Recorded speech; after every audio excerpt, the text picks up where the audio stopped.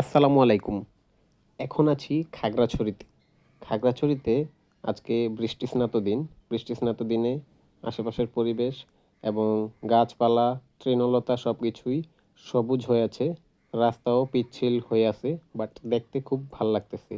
এই সুন্দর পরিবেশটাকে আরো মনোমুগ্ধকর করে তুলতে আমরা আজকে যাব রিসাং ঝর্ণায়, খাগড়াছড়ির রিসাং ঝর্ণায়। ওইখানে গেলে মাইন্ডটা আরো রিফ্রেশিং লাগবে ইনশাল্লাহ। চলেন আগানো যাক। বৃষ্টি শেষ হইলো মাত্র, এখনো অল্প অল্প চলতেছে হয়তো। ওয়েদার দেখেন কি মাশাল্লাহ।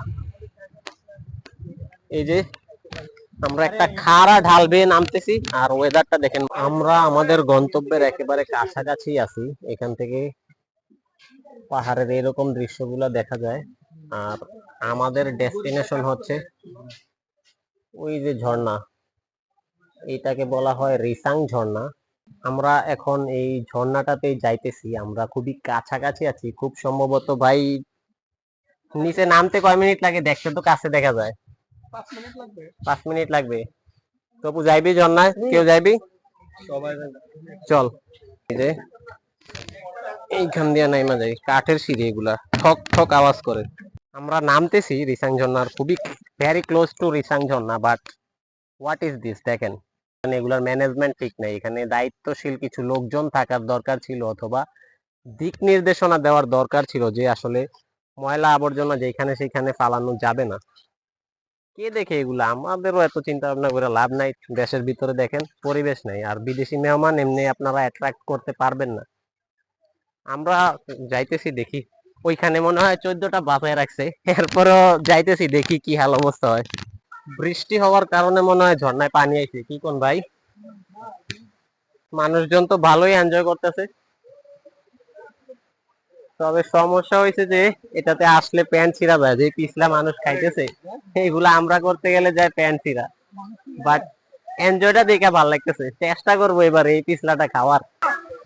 মাশাআল্লাহ, ভয়ানক পিচ্ছিল অবস্থা। সাবধান, খুব সাবধান। পড়লে একবারে নিচে, একবারে নিচে। বাট জলপ্রপাত পানিতে পরিপূর্ণ। এই যে দেখেন, দড়ি ধইরা ধইরা সবাই একবারে পানির গোড়ায় যাইতেছে। ঝর্ণার সৌন্দর্য দেখে আমি আর তপু একেবারেই মুগ্ধ হয়ে যাই। সেই মুগ্ধতার কারণে আমরা ঝর্ণায় চলে যাই, একেবারে ঝর্ণার পানির কাছাকাছি চলে যাই, ঝর্ণাতে ভেজার জন্য, একটু করার জন্য, উপভোগ করার জন্য। বাট এই কাছাকাছি যাওয়ার রাস্তাটা খুবই পিচ্ছিল। আমি টেনশনে ছিলাম, খুবই গুটি গুটি পায়ে দড়িটা ধরে আমি একেবারে ঝর্ণার কাছাকাছি যাই। ঝর্ণার কাছাকাছি গিয়ে মানুষজনকে জিজ্ঞাসা করতেছিলাম যে পানির কি অবস্থা, ওখানে পিচ্ছিল কিনা, এই সেই। তো জিজ্ঞাসা করে শেষ পর্যন্ত আমি গেলাম।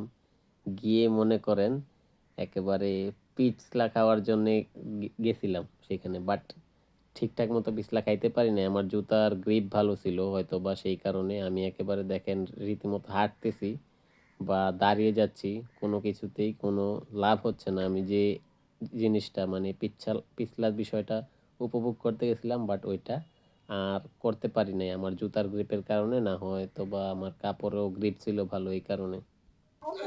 ভাই লোক, ঝর্ণায় গোসল টোসল কইরা মাত্র উঠলাম, পুরা শরীর ক্লান্ত। এইটুকু উঠতেই আমরা হয়রান হয়ে গেছি। আমার চেয়ে বেশি হয়রান হয়েছে আমার টিমমেট, ওকে নিয়ে চিন্তায় আছি আর কি। এখন এখানে তো অ্যাম্বুলেন্সের ব্যবস্থা নাই, এখানে আছে অন্য ব্যবস্থা। আমাদের মনে হয় বাকি যে সদস্যরা আছে সকলে মিলে ওদেরকে আলগি দিয়ে তুলতে হবে। কি কোন ভাই?